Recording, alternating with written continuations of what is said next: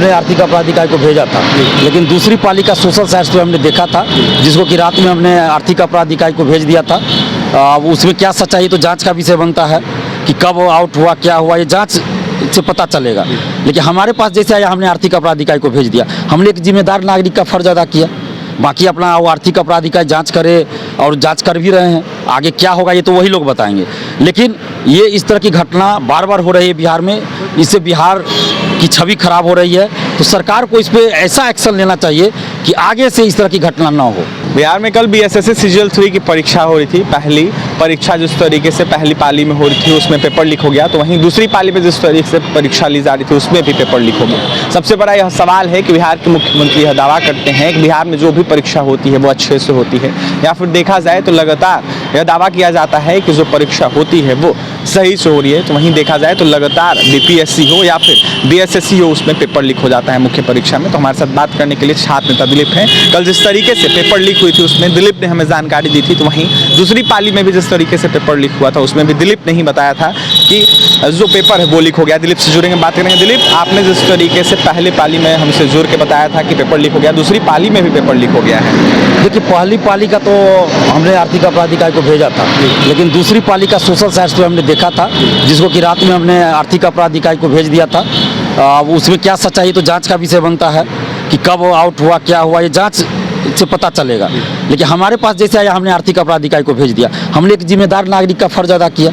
बाकी अपना वो आर्थिक अपराध इकाई जांच करे और जांच कर भी रहे हैं। आगे क्या होगा ये तो वही लोग बताएंगे।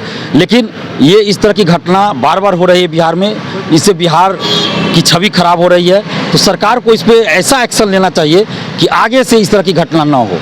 देखा जाए तो 8 साल बाद बीएसएससी की परीक्षा हो रही थी और इसमें भी पेपर लीक हो गया। इससे पहले भी पेपर लीक हुआ था बीएसएससी का, जिसमें कि उसके अध्यक्ष और सचिव भी जेल गए थे। उस समय तो हम लोग खुद परीक्षार्थी थे, एग्जाम भी हम लोग दिए थे। उसमें पेपर लीक हुआ था तो सचिव अध्यक्ष उस समय के जेल गए थे, जो बीएसएससी प्रथम इंटर स्तरीय का मामला था। और 8 साल के बाद ये वैकेंसी आई थी सचिवालय का, उसका भी पेपर लीक हो गया है। बीपीएससी का भी लीक हुआ था इससे पहले, दरोगा का भी लीक हुआ। तो हर एग्जाम में देखिए कहीं ना कहीं ये गिरोह है जो काम कर रहा है। और मुझे तो लगता है एक नहीं बहुत गिरोह होगा। तो जब तक वो गिरोहों को पे कार्रवाई नहीं होगी ना, तो फिर तो ये चलते रहेगा काम। परीक्षा से पहले पारदर्शिता की मांग कर रहे थे आप, लेकिन पारदर्शिता जो भी परीक्षा बिहार में हो तो उसमें नहीं आ पा रही है। तो ये तो ये आयोग और सरकार को इस पर एक्शन लेना पड़ेगा ना। हम लोग तो बार बार मांग कर रहे हैं कि आप पारदर्शिता लाइए, OMR शीट का कार्बन कॉपी दीजिए, क्वेश्चन बुकलेट दीजिए और आंसर की दीजिए। जब रिजल्ट प्रकाशित होता है तो कट ऑफ सभी का मार्क्स दीजिए, लेकिन ये लोग नहीं दे रहे हैं। बीपीएससी द्वारा तो ये सब चीज़ किया जा रहा है, लेकिन दरोगा बहाली हो, सिपाही बहाली हो या फिर बीएसएससी का हो, इसमें नहीं किया जाता। तो हम लोग तो लगातार ये मांग कर रहे हैं। विभाग के अधिकारियों से भी आपने बात की है, क्या कुछ बातें हुई है और क्या कुछ आश्वासन मिला है? देखिए, ईओयू को हमने भेजा था आर्थिक अपराध इकाई को, तो उनके जो एसपी साहब हैं सुशील कुमार जी, उन्होंने मैसेज किया था कि हम लोग इस पर कार्रवाई कर रहे हैं। तो कार्रवाई हो रही है और क्या करेंगे कार्रवाई आगे तो हम नहीं बता सकते, तो वही लोग बताएंगे ना। हमारा जो काम था, फर्ज था, वो हमने अदा किया। आपसे भी पूछताछ करने के लिए बुलाया गया था क्या? अभी तक तो नहीं बुलाया गया। बुलाया जाएगा तो हम निश्चित रूप से जाएंगे। अगर हमें पूछताछ के लिए बुलाया जाएगा तो हम तो सहयोग करेंगे। अभ्यर्थियों को क्या कुछ कहिएगा जो अभ्यर्थी बीएसएससी सीजीएल 3 की परीक्षा देने आए?